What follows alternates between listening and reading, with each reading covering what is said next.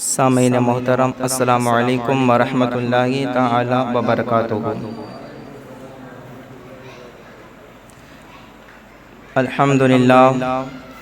الحمدللہ رب العالمین والعاقبۃ للمتقین، والصلاة والسلام علی سید الانبیاء والمرسلین وعلی آلہ واصحابہ واہل بیتہ اجمعین، اما بعد۔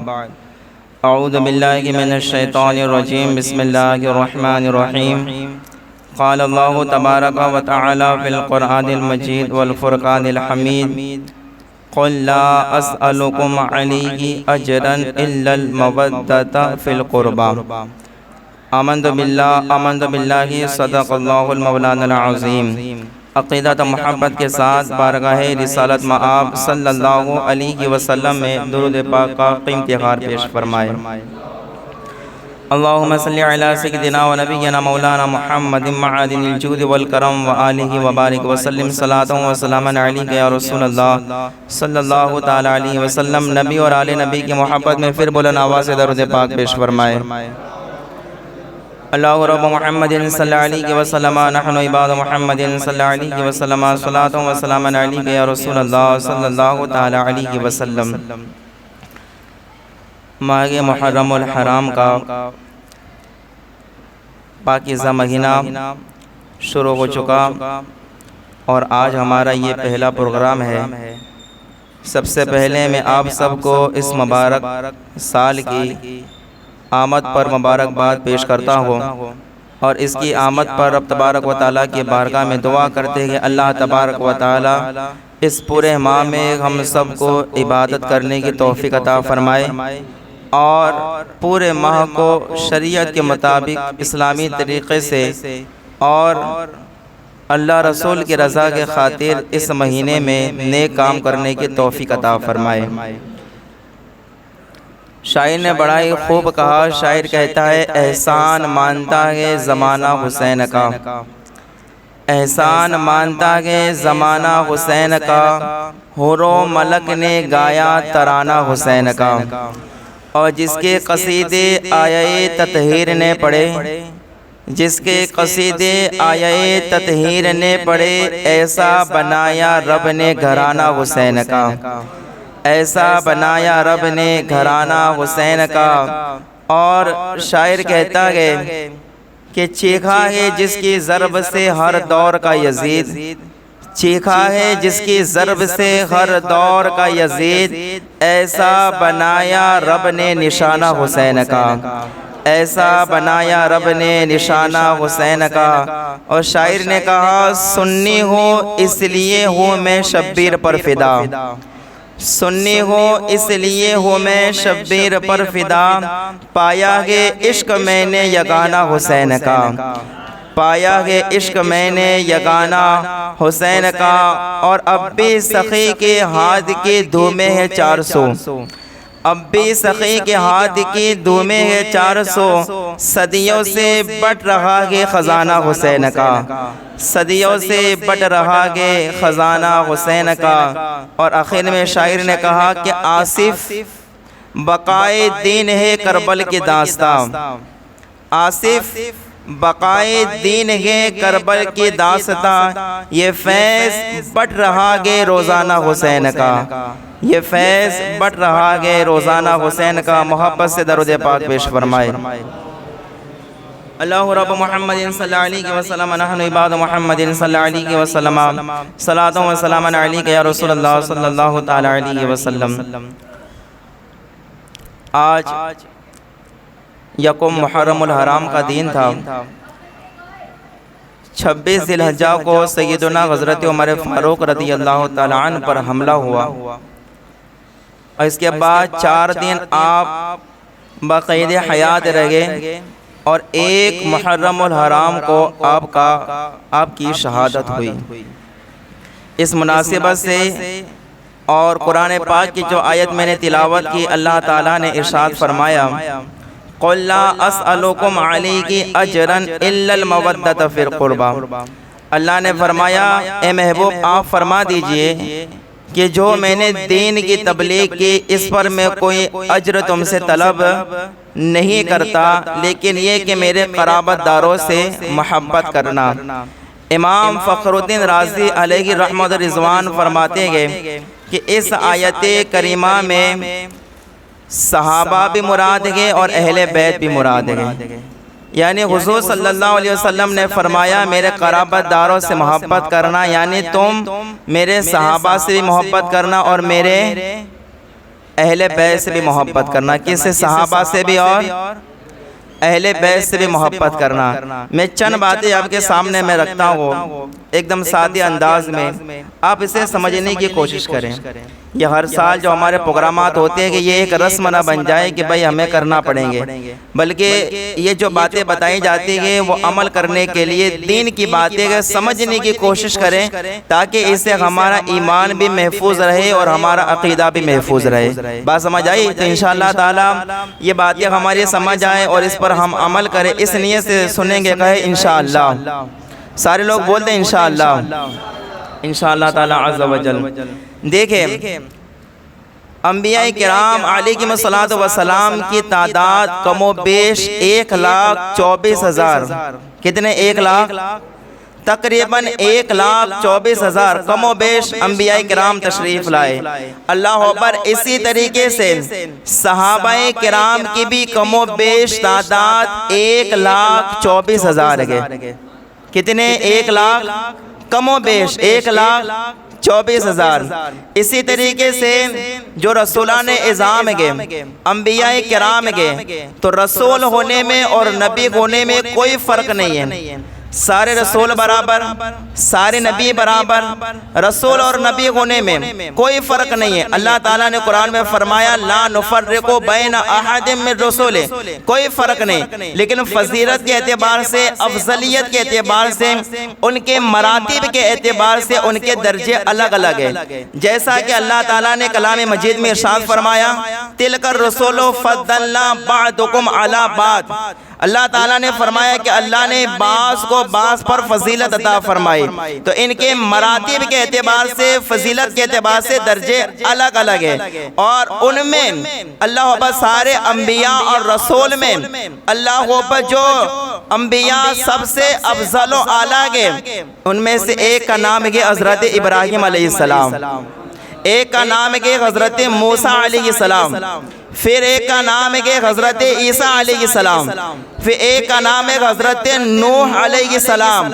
اور اللہ اکبر سارے انبیاء میں جو سب سے افضل و اعلیٰ گے، جو سب سے برتر و بالا گے، تو وہ ہمارے امام فرماتے ہیں کون گے؟ تو ہمارے امام کہتے ہیں کہ سب سے اولا و اعلیٰ، سب سے بالا و بالا۔ امام فرماتے ہیں کہ سارے اونچوں میں اونچا، سمجھیے جسے ہے اس اونچے سے اونچا، اور سارے اچھوں میں اچھا سمجھیے جسے ہے ان اچھوں سے اچھا۔ تو اللہ اکبر اسی طریقے سے صحابہ کرام میں بھی، صحابی ہونے میں سب لوگ برابر، ابو بکر بھی صحابی، عمر بھی صحابی، حضرت عثمان غنی مولا علی بھی صحابی ہونے میں سارے صحابہ اول تاخیر سارے صحابی برابر، لیکن فضیلت کے اعتبار سے، مراتب کے اعتبار سے ان کے درجے الگ الگ ہیں۔ بعض صحابہ بعض سے افضل گے، فضیلت والے گے۔ اللہ اکبر تو جو صحابہ کرام میں سب سے افضل گے، ان میں پہلا طبقہ خلفائے راشدین کا ہے۔ خلفائے راشدین سارے صحابہ میں سب سے افضل، یعنی ابو بکر صدیق، عمر فاروق، عثمان غنی اور مولا علی، یہ خلفائے راشدین، ان کا مرتبہ سارے صحابہ میں سب سے افضل۔ اس کے بعد عشرہ مبشرہ، یعنی 10 صحابہ جن کو حضور نے دنیا ہی میں جنت کی بشارت عطا فرمائی۔ میرے امام فرماتے ہیں کہ وہ 10 جن کو جنت کا مزدہ ملا، اس مبارک جماعت پہ لاکھوں سلام۔ تو یہ اللہ اکبر خلفائے راشدین کے بعد عشرہ مبشرہ، پھر بدر والے صحابہ، پھر احد والے صحابہ، پھر بیعت رضوان والے صحابہ۔ تو یہ صحابہ میں مختلف درجے کے فضیلت کے اعتبار سے، تو صحابی ہونے میں کوئی فرق نہیں ہے، لیکن ان کے مراتب اور فضیلت کے اعتبار سے ان کے درجے کیا ہے؟ الگ الگ ہے۔ اسی طریقے سے سنیں، نبی کا، انبیاء کرام کا معصوم ہونا ضروری ہے۔ بات سمجھ میں آ رہی ہے آپ لوگوں؟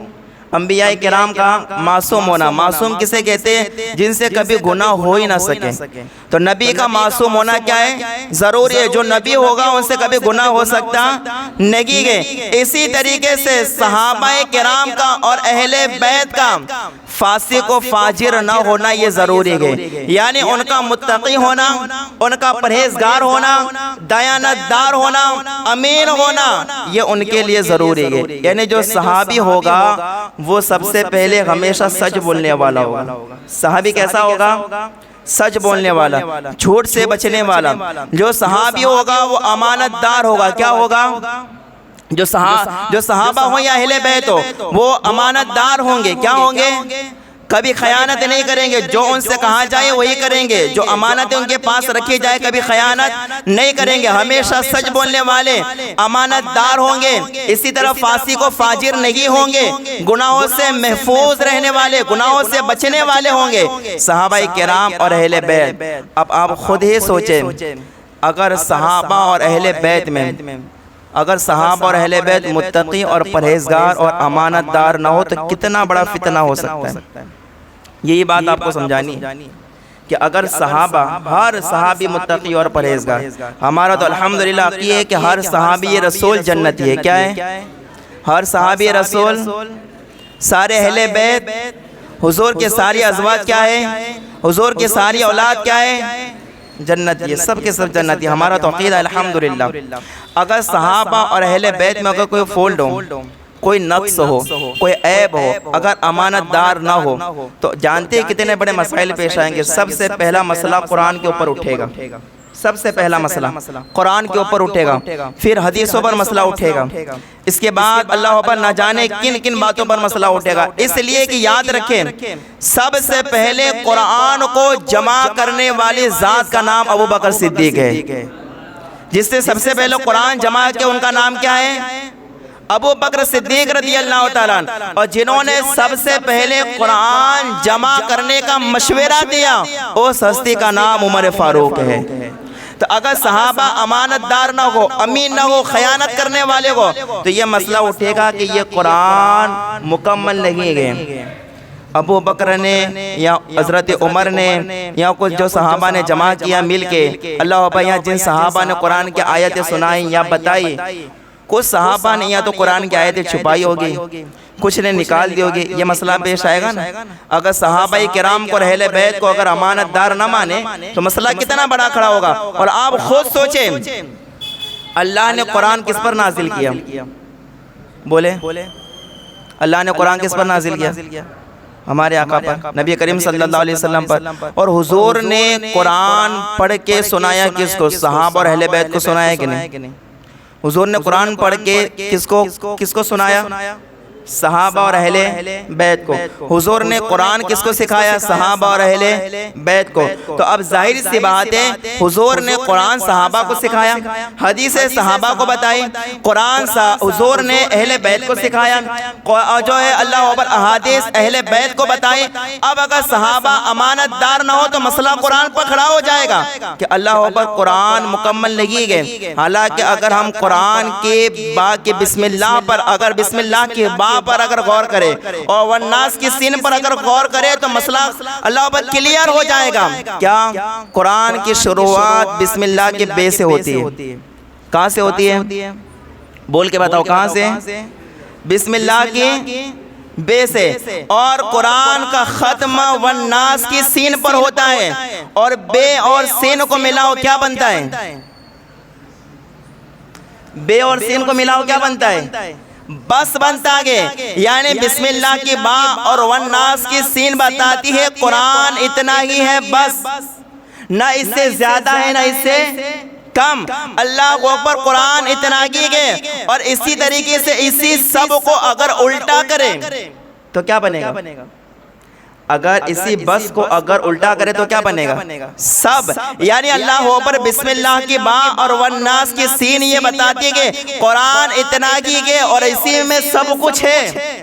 نہ کسی نے کچھ چھپایا نہ کسی نے کچھ بڑھایا، بلکہ جیسا قرآن حضور پر نازل ہوا آج وہ وہی قرآن ہمارے درمیان اوریجنل موجود ہے، اصلی موجود ہے۔ تو اگر صحابہ کرام اور اہل بیت کو امانت دار نہ مانا جائے، ان سے محبت نہ کی جائے، تو قرآن کے اوپر مسئلہ اٹھے گا۔ اور دوسری بات کہ اللہ اکبر، حضور صلی اللہ علیہ وسلم نے اہل بیت کے فضائل صحابہ کو بتائے اور صحابہ کے فضائل اہل بیت کو بتائے۔ اگر صحابہ اور اہل بیت سے محبت نہ کی جائے، اگر ان کی بات نہ مانی جائے، ان میں عیب نکالا جائے، ان میں نقص نکالا جائے اور پرابلم بتائی جائے کہ نہیں فلاں صحابی ایسے تھے، فلاں اہل بیت والے ایسے تھے، یا اہل بیت میں یہ پرابلم ہے، صحابہ میں یہ پرابلم ہے، اگر اس طریقے کی باتیں اگر بنائی جائے تو مسئلہ یہ کھڑا ہو جائے گا کہ جو صحابہ نے اہل بیت کی فضیلت بیان کی گئی یا تو بڑھا کے بیان کی ہے یا تو گھٹا دی گئے، یا اہل بیت نے جو صحابہ کرام کے فضائل بیان کیے گئے یا تو بڑھا دیے یا تو گھٹا دی۔ یہ مسائل پیش آئیں گے، لیکن اللہ اکبر ہمارا عقیدہ ہے کہ جو صحابہ نے اہل بیت کے فضائل بیان کیے وہ سب کے سب حق ہے۔ وہ کیا ہے؟ سب کے سب حق ہے۔ اور اہل بیت نے جو صحابہ کرام کے فضائل بیان کیے وہ سب کے سب کیا ہے؟ حق ہے۔ اب اللہ اکبر میں آپ کو بتاؤں کہ اہل بیت نے، صحابہ کرام نے اہل بیت کے کیسے فضائل بیان کیے۔ یاد رکھنا، اہل بیت کی فضیلت سننے کے لیے، سنانے کے لیے ہمیں کسی شیعہ کی تقریر سننے کی ضرورت نہیں ہے۔ آئی بات سمجھ میں؟ ہمیں اہل بیت کی فضیلت سننے کے لیے، اہل بیت کی کیا شان ہے، اہل بیت کا کیا مرتبہ ہے، تو شیعوں کے ماتم سننے کی ضرورت نہ ان کے ماتم دیکھنے کی ہمیں کوئی ضرورت نہیں، کیونکہ ہمیں اہل بیت کی شان کیا ہے ہمیں لوگوں سے نہیں، ہم کو صحابہ کرام نے بتا دی گئے، صحابہ نے ہم کو بتائی ہے کہ اہل بیت کی شان کیا ہے۔ اب صحابہ نے کیا شان بتائی اہل بیت کی، ذرا سنیے، اس سے پہلے جا کے بول دے سبحان اللہ، زور سے بول دے سبحان اللہ۔ اب دیکھیں حضور صلی اللہ چند باتیں، اس کے بعد انشاءاللہ اپنی تقریر کو ختم کروں گا، غور سے سنیے گا۔ اللہ اب چند باتیں آپ کے سامنے عرض کرتا ہوں کہ صحابہ نے اہل بیت کی شان حضور سے سن کے کیسے بیان کی، ہمیں کسی کی سننے کی ضرورت نہیں، ہم صحابہ کی سن لے اور صحابہ کی پڑھ لے تو ہمیں پتہ چل جائے گا کہ اہل بیت کی محبت ہمیں صحابہ نے سکھائی ہے اور صحابہ کی محبت ہمیں اہل بیت نے سکھائی ہے۔ سنیے چند مثالیں میں آپ کے سامنے رکھتا ہوں۔ اللہ اکبر، حضور صلی اللہ علیہ وسلم کے صحابہ میں سے ایک صحابی کا نام ہے زید ابن ارقم۔ کیا نام ہے؟ بول کے بتاؤ۔ زید ابن ارقم، زید ابن ارقم صحابی کا نام ہے، صحابی رسول ہے۔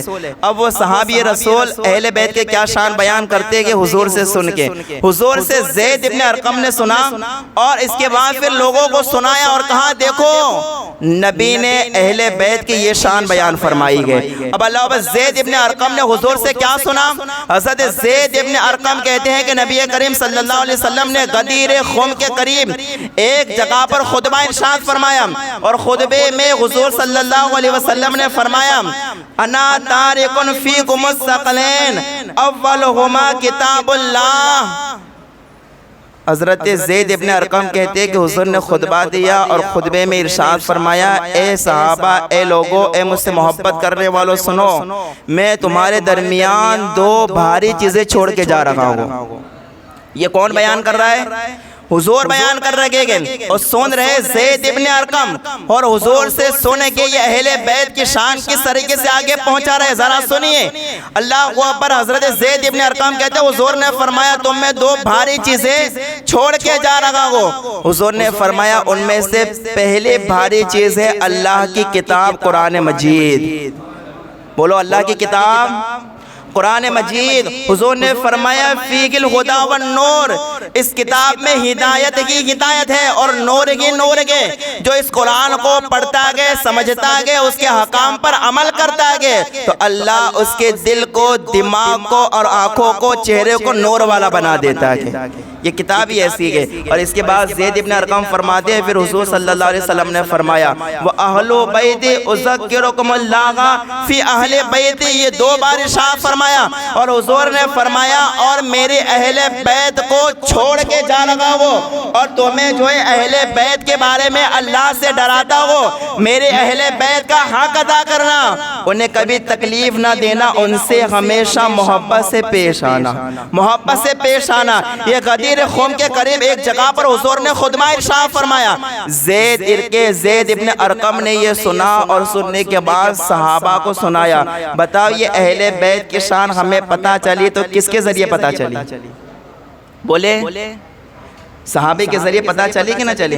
اگر صحابہ میں سے کسی ایک صحابی کو بھی اگر اہل بیت سے اگر بغض ہوتا آپس میں تو یہ شان حضور سے چھن کے چھپاتے نہیں کہ نہیں حضور نے ان کے بارے میں بتایا، اپنے کو کسی کو بتانا نہیں ہے ورنہ لوگ اہل بیت سے محبت کریں گے۔ چھپاتے کہ نہیں چھپاتے؟ لیکن ان کے دلوں میں بغض اور کینہ پاک تھا، ان کا سینہ بغض اور کینہ نہیں تھا، پاک تھا۔ اللہ اکبر، تو یہ حضور سے سن کے زید ابن ارقم نے بتایا، یہ پہلی مثال۔ اور دوسری مثال، اللہ اکبر، حضور صلی اللہ علیہ وسلم کے ایک صحابی کے جن کا نام ہے جابر ابن عبداللہ۔ کیا نام ہے؟ جابر ابن۔ یہ باتیں اگر دھیان سے سنو گے تو ایسے ہی آپ کو یاد ہو جائے گی، کتاب نہیں بھی دیکھو گے پھر بھی آپ کو یاد رہے گی کہ ہم نے یہ سنا ہے، اور یہ سارے حوالوں کے ساتھ الحمدللہ یہ ترمذی شریف کے اندر حدیث پاک موجود ہے۔ حضور کے صحابی کا نام کیا ہے؟ جابر ابن عبداللہ۔ حضرت جابر ابن عبداللہ کہتے گئے کہ میں نے نبی کریم صلی اللہ علیہ وسلم کو یہ فرماتے ہوئے سنا اہل بیت کے بارے میں۔ حضور نے کیا فرمایا؟ یا ایھا الناس، اے لوگوں سنو، انی ترکت فیکم ما ان اخذتم بہ لن تضلوا کتاب اللہ وعطرتی اہل بیتی۔ حضرت جابر ابن عبداللہ کہتے ہیں حضور صلی اللہ علیہ وسلم کو میں نے فرماتے ہوئے سنا کہ اگر تم دو چیزوں کا دامن مضبوطی سے تھام لوگے تو کبھی گمراہ نہیں ہوں گے۔ بولو کبھی گمراہ۔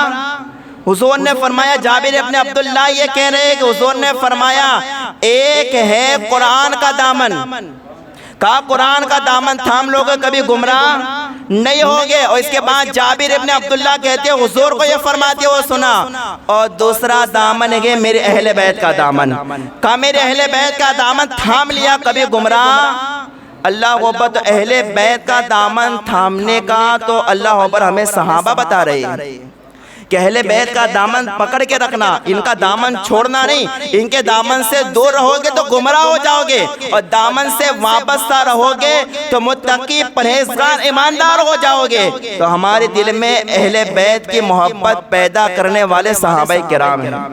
بولو کون ہے؟ صحابہ کرام ہے۔ اللہ بھائی یہ صحابہ نے حضور سے سنا اور سننے کے بعد ہم تک پہنچایا۔ بتائیے اگر صحابہ ہم تک یہ اہل بیت کے فضائل بیان نہ کرتے تو ہمیں معلوم ہوتا کہ اہل بیت کیا ہے؟ بولو ہمیں پتا ہوتا کہ اہل بیت کیا ہے؟ اہل بیت کسے کہتے ہیں؟ اہل بیت کی شان کیا؟ اگر یہ صحابہ حضور سے سن کے اگر چھپاتے تو ہمیں پتا ہوتا، لیکن چھپایا نہیں، بتایا تاکہ پتا چلے کہ حضور کے اہل بیت کا شان، حضور کے اہل بیت کی شان کیا ہے، حضور کے اہل بیت کتنے مقام و مرتبے والے گے۔ اور تیسری روایت میں آپ کے سامنے رکھتا ہوں، دھیان سے سنیے گا، اللہ اکبر، اور بڑی ہی پیاری روایت ہے، پیار سے بول دے سبحان اللہ، ذرا زور سے بولیں سبحان اللہ، اللہ اکبر۔ یہ بھی حضرت جابر ابن عبداللہ اس کے راوی ہیں۔ حضرت جابر ابن عبداللہ رضی اللہ تعالیٰ عنہ صحابی رسول ہیں، وہ اہل بیت کی شان حضور سے سن کے کیسے بیان کرتے ہیں؟ حضرت جابر ابن عبداللہ کہتے ہیں کہ حضور صلی اللہ علیہ وسلم نے فرمایا کیا؟ ثلاثۃ من کن فیہ فلیس منی ولا انا منہ۔ جابر ابن عبداللہ کہتے ہیں کہ میں نے حضور صلی اللہ علیہ وسلم کو یہ فرماتے ہوئے سنا، حضور نے فرمایا جن میں یہ تین چیزیں ہوگی نا، کتنی چیزیں یاد رہے گا؟ کتنی چیزیں؟ حضور نے فرمایا جن کے دلوں میں، جن کے اندر یہ تین چیزیں ہوگی نا، ان کا میرے سے اور میرا ان سے کوئی تعلق نہیں۔ کیا فرمایا حضور نے؟ جن کے اندر یہ تین چیزیں ہوگی ان کا مجھ سے اور میرا ان سے کوئی تعلق نہیں، کوئی رابطہ، کوئی تعلق نہیں ہے۔ وہ تین چیزیں کیا ہیں؟ حضرت جابر ابن عبداللہ صحابی رسول کہہ رہے ہیں کہ وہ تین چیزیں حضور نے کون سی ارشاد فرمائی کہ یہ تین چیزیں اگر کسی کے اندر ہے تو حضور کا ان سے کوئی تعلق نہیں اور ان کا حضور سے کوئی تعلق نہیں۔ ان میں سے پہلی چیز حضرت جابر ابن عبداللہ کہتے ہیں کہ حضور صلی اللہ علیہ وسلم نے فرمایا بغض علی، جس کے دل میں علی کا بغض ہوگا، حضور فرماتے ہیں میرا اس سے کوئی تعلق نہیں۔ یہ علی کے دل میں محبت پیدا کرنے والے کون ہیں؟ صحابہ ہے کہ نہیں؟ یہ جو بتا رہے کہ علی کا بغض جس دل میں ہوگا، علی کا بغض جس دل میں ہوگا حضور کا اس سے کوئی تعلق نہیں، یہ کہہ کر جابر بن عبداللہ کہتے ہیں کہ اپنے دل میں اگر حضور کو بسانا چاہتے ہو تو علی سے پیار کرنا کیا ہے؟ فرض ہے، ضروری علی سے محبت کرنا، ورنہ تمہاری محبت کامل نہیں ہو سکتی۔ یہ صحابی رسول بتا رہے اہل بیت کے بارے میں کہ حضور نے فرمایا کہ جس کے دل میں علی کا بغض ہوگا، حضور فرماتے اس کا میرے سے کوئی تعلق نہیں ہے۔ اور پھر دوسری چیز جابر بن عبداللہ کہتے ہیں کہ حضور صلی اللہ علیہ وسلم نے فرمایا وَنَسْمُ أَهْلِ بَيْتِ، اور کہا جو میرے اہل بیت سے دشمنی رکھے نا، کہا اس سے بھی میرا کوئی تعلق نہیں، کوئی تعلق نہیں۔ جو میرے اہل بیت سے دشمنی رکھے اس سے بھی میرا کوئی تعلق نہیں ہے۔ یہ جابر ابن عبداللہ سنا رہے ہیں سب کو حضور سے سن کے۔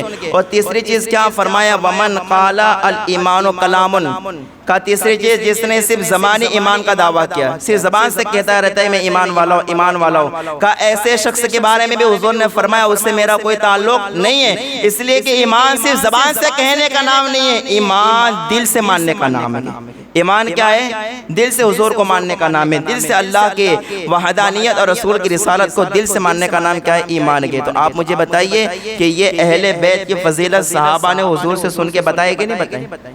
اگر بغض اور کینہ آپس میں دونوں میں اگر محبت نہ ہوتی تو بتاتے ہیں، بولے بتاتے ہیں، اللہ ہو بھائی آگے پہنچاتے ہیں۔ صحابہ کرام کے اہل بیت کے بارے میں حضور نے ایسا فرمایا، اور اللہ ہو بھائی ایک حدیث پاک جو بڑی مشہور ہے، بڑی مشہور ہم سنتے ہیں، حضور صلی اللہ تعالیٰ علیہ وسلم نے فرمایا کہ الا ان مثل اہل بیت فیکم مثل سفینۃ نوح من رکبها نجا ومن تخلف عنها ہلک۔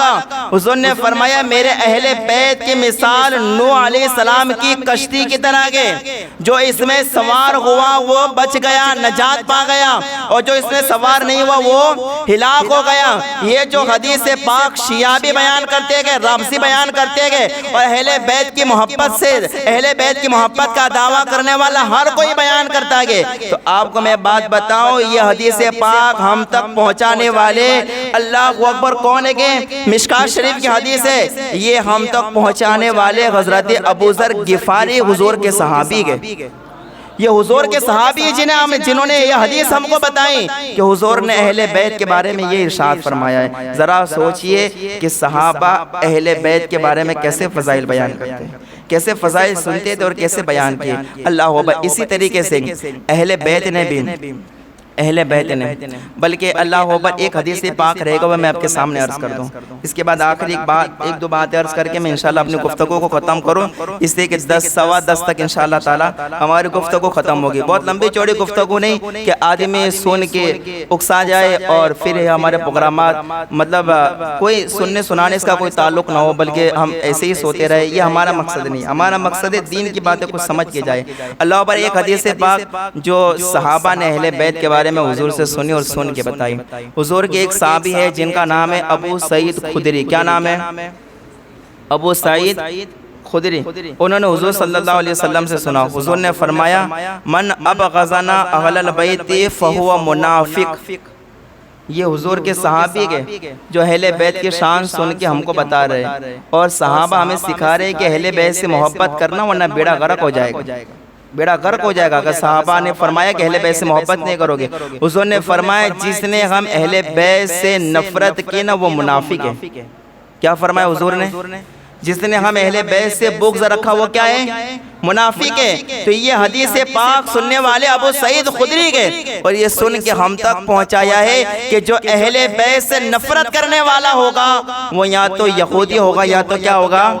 منافق ہوگا۔ یہ کون ہمیں بتا رہا ہے؟ یہ صحابہ ہمیں بتا رہے۔ تو ہمیں اہل بیت کے فضائل اللہ اکبر شیعوں سے، رافضیوں سے، نوحہ کرنے والوں سے، ماتم کرنے والوں سے نہیں سننے گئے۔ اگر کبھی پڑھنے کا دل کرے حدیث کی کتابیں اٹھاؤ، قرآن اٹھاؤ، اور حضور صلی اللہ علیہ وسلم کے صحابہ کے فرامین پڑھو، صحابہ کرام کی زندگی پڑھو، تو آپ کو پتہ چل جائے گا کہ صحابہ نے اہل بیت سے کیسے محبت کی گئی اور ان کے بارے میں کیسا رویہ اور کیسے اللہ اکبر نظریات رکھتے تھے۔ تمہیں پتہ چل جائے گا اگر تم صحابہ کرام کی زندگی کو پڑھو گے۔ اسی طریقے سے اہل بیت نے بھی صحابہ سے اتنی محبت کی۔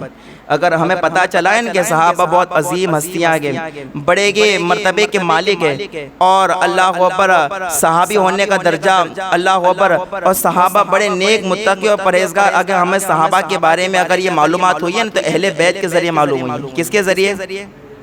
اگر اہل بیت ہمیں بتاتے نہیں کہ صحابہ کا کیا مقام ہے تو ہمیں نہیں پتہ چلتا۔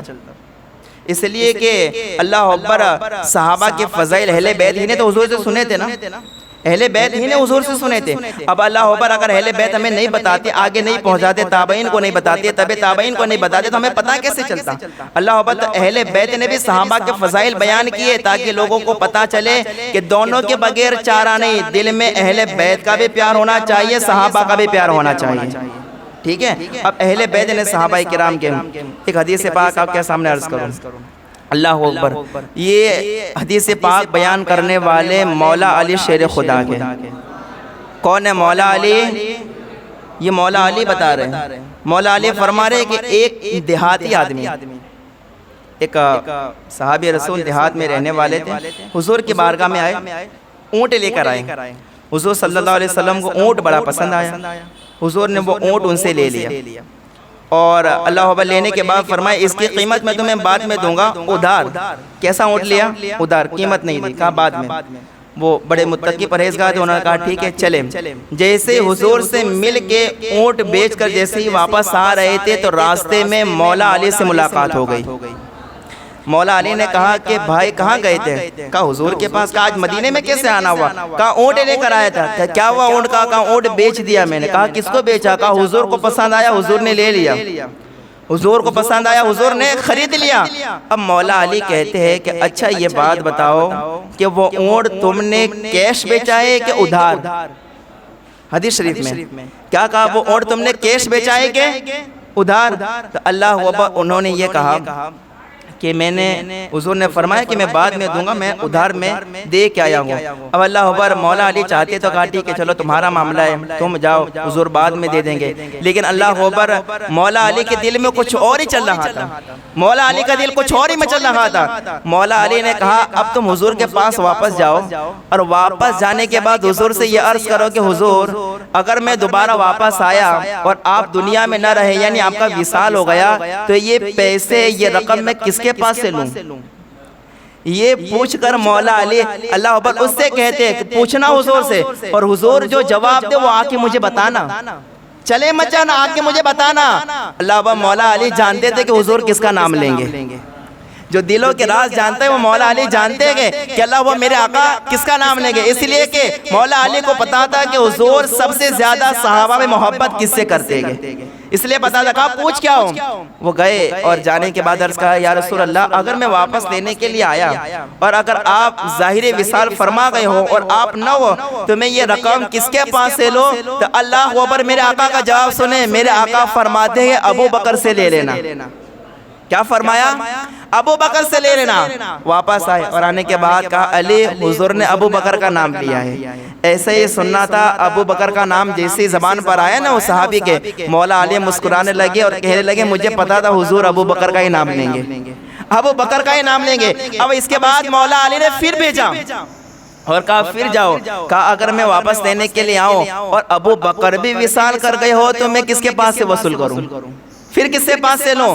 اللہ اکبر وہ پھر گئے اور جانے کے بعد کہا یا رسول اللہ اگر میں اللہ اکبر آؤں اور ابو بکر کا بھی انتقال ہو گیا ہو، ابو بکر کی بھی شہادت ہو گئی ہو، تو پھر میں کس کے پاس سے رقم وصول کروں؟ تو اللہ اکبر حضور صلی اللہ علیہ وسلم نے فرمایا میرے ظاہری وصال کے بعد اگر ابو بکر بھی وصال کر جائیں اور ان سے بھی وصول نہ کر سکو، نہ لے سکو، تو کہا پھر عمر ابن خطاب سے وصول کر لینا، عمر سے رقم لے لینا، وہ واپس دے دیں گے۔ اللہ اکبر جیسے یہ کہنا تو وہ صحابی آئے اور آ کر سنایا، حضور نے کہا کہ اللہ اکبر عمر سے واپس لے لینا۔ پھر مولا علی نے کہا اب پھر جاؤ اور جانے کے بعد پوچھو اگر عمر بھی وصال کر جائے تو کس سے لوں، اگر عمر بھی انتقال کر جائے تو؟ اب اللہ اکبر جب وہ صحابی آئے عمر کا، اب حضرت عمر کے بارے میں پوچھا کہ اگر عمر بھی وصال کر جائے تو میرے آقا نے فرمایا کیا بات ہے، بار بار آتے ہو بار بار پوچھتے ہو کہ میں وصال کر جاؤں، ابو بکر کر جائے، عمر کر جائے، کیا بات ہے؟ کہا کہ اگر عمر بھی وصال کر جائے تو میں کس سے وصل کروں؟ تو میرے آقا نے فرمایا اگر عمر کا انتقال ہو جائے تو تو بھی زندہ مت رہنا، کیا فرمایا میرے آقا نے؟ اگر عمر کا انتقال ہو جائے تو بھی زندہ مت رہنا، کہا تو بھی مر جانا۔ اللہ اکبر۔ مولا علی فرماتے گئے، یہ سننے کے بعد مولا علی نے کہا، اس کے بعد مولا علی فرماتے ہیں کہ ہم نے حضور کے ظاہری وصال کے بعد جسے سب سے پہلا اپنا خلیفہ مانا گیا، اس ذات کا نام ابوبکر صدیق ہے۔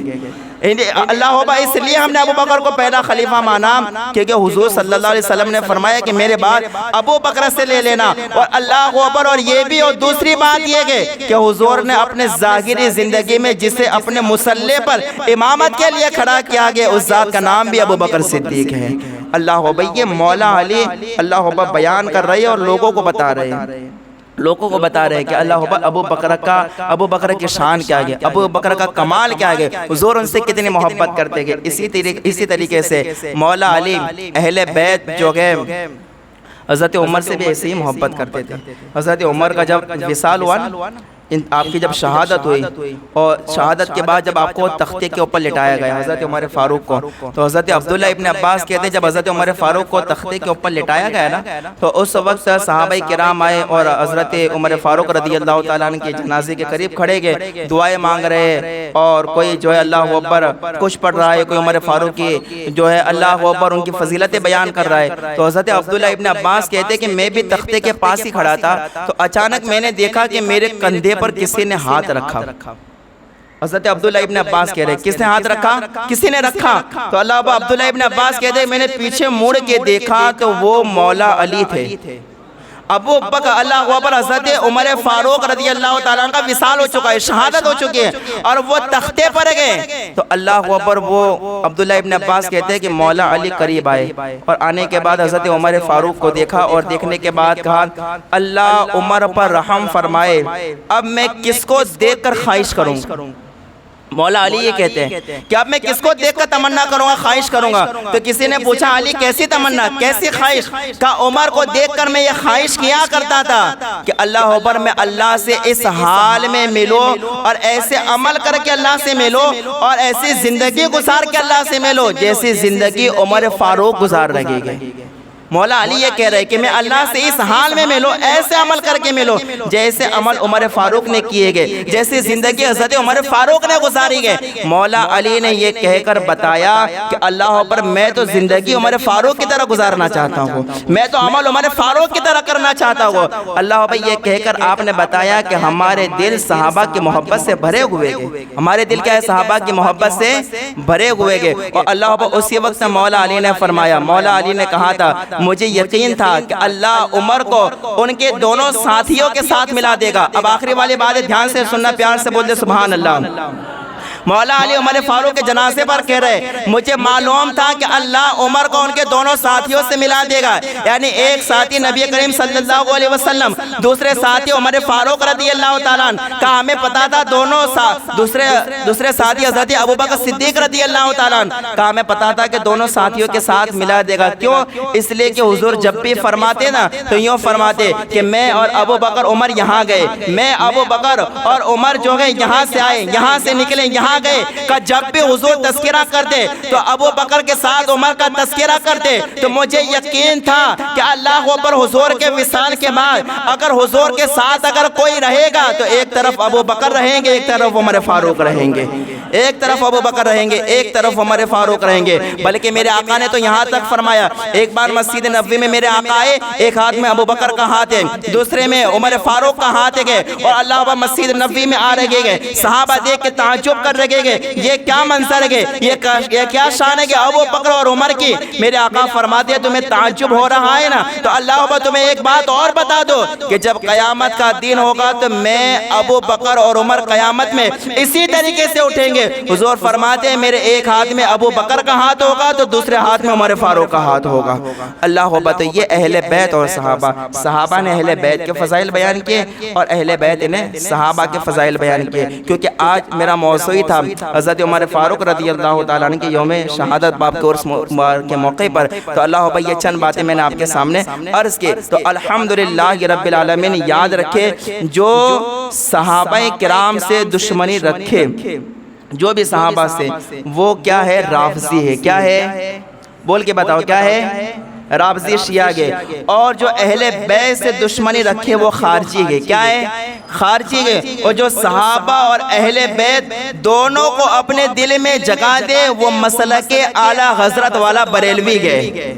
مسلک اعلیٰ حضرت والا بریلوی گئے. اور جو بریلوی ہوتا ہے اعلیٰ حضرت کا ماننے والا ہوتا ہے وہ ببانگ دغل صحابہ اور اہل بیت سے محبت کر کے ببانگ دغل یوں کہتا ہے اہل سنت کا گے بیڑا پار صحاب حضور نجمگے اور ناوگے اطرت رسول اللہ کی. نجمگے اور ناوگے اطرت رسول اللہ کی. میرے بولنے سننے میں کوئی غلطی ہو اللہ تعالیٰ اپنے فضل و کرم سے معاف فرمائے. استغفر اللہ ربی من کل ذنب و اتوب الیہ. اقرأ الفاتحہ.